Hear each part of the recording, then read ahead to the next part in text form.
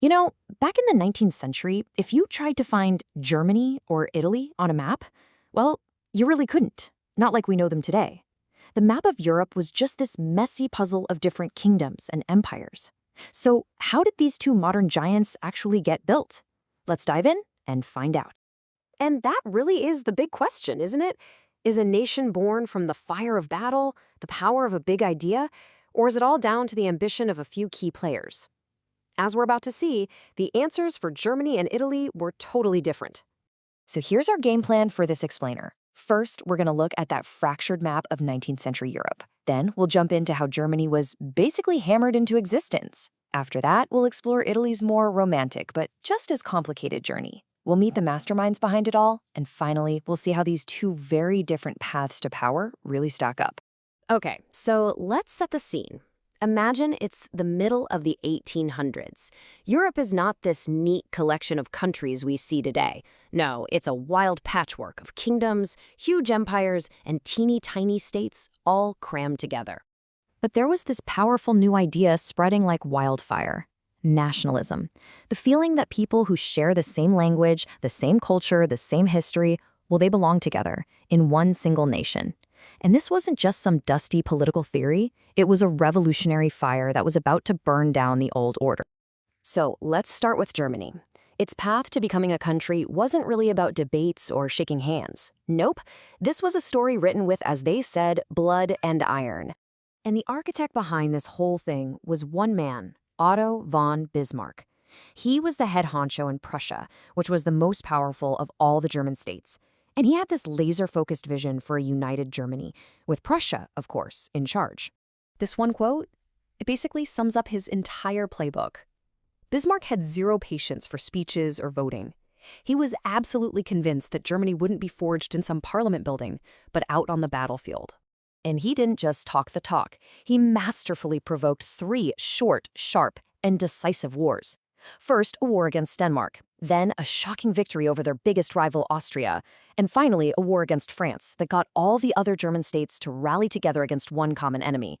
It was pure strategy. And all of that brings us to this one pivotal year, 1871. With France defeated, Bismarck's dream of a unified Germany, totally dominated by Prussia, finally became a reality. And in just the ultimate power move, the German Empire was proclaimed right inside the most famous room of their defeated enemy's palace, the Hall of Mirrors at Versailles. With Kaiser Wilhelm I crowned emperor, a brand new industrial and military superpower had just arrived on the world stage. All right, now let's shift gears and head south to Italy, where the story of nation building couldn't have been more different. You know, a famous Austrian politician once said Italy was just a geographical expression, not a real country. It was a divided land that only existed as a nation in the dreams of poets and rebels. I mean, just look at this chart. It really shows you how broken up it was. The super-powerful Austrian Empire controlled the rich north, the Pope himself ruled the middle part, and the south was its own separate kingdom. Putting this puzzle together was going to take a totally different approach than Germany's. So, unlike Germany's one-man show, Italy's unification was the work of 3 very different but totally essential guys. History remembers them as the soul, the brain, and the sword of the movement. First, you have the soul, Giuseppe Mazzini. He was this idealist, a revolutionary who had been dreaming and writing about a united Italy for years. Then, you get the brain, Count Cavour. He was the sharp, pragmatic Prime Minister of Sardinia, a master at playing the chess game of European politics. And finally, the sword, Giuseppe Garibaldi, a charismatic, legendary fighter whose volunteer army, the Red Shirts, became a symbol of popular revolution. And what they accomplished together was just incredible.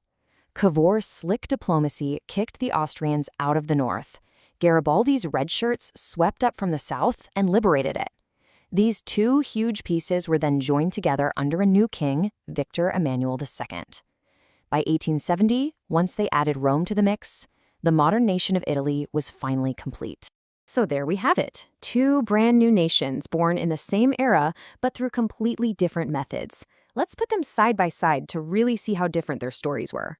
This table really lays it all out for us. You can see German leadership was top-down. One guy, one state, calling the shots. Italy, it was a messy mix of different leaders and ideas. Germany's method was all about military force, that blood and iron stuff. Italy used a whole cocktail of diplomacy, clever alliances, and popular uprisings. And the results? A much faster, more brutal unification for Germany compared to Italy's longer, more drawn-out struggle. But, and this is really important to remember, these big 19th century nationalist explosions weren't the only way to build a country. I mean, look at Great Britain. It wasn't born in some dramatic war of unification. Instead, it was slowly pieced together over centuries through political deals, like the Act of Union back in 1707, and that process often meant stamping out the local identities in places like Scotland. So what's the big takeaway here? It's that there was no single recipe for making a nation back then. The modern map of Europe that we know was drawn through calculated force, passionate revolutions, and a whole lot of political maneuvering. These two stories just show us how intense and sometimes violent that whole process could be. And that leaves us with a huge question, one that still echoes today. When all the fighting is done and the new lines are drawn on the map, what really defines a nation? Is it the borders, or is it the shared identity of the people living inside them? Something to think about. Thanks for joining me on this one.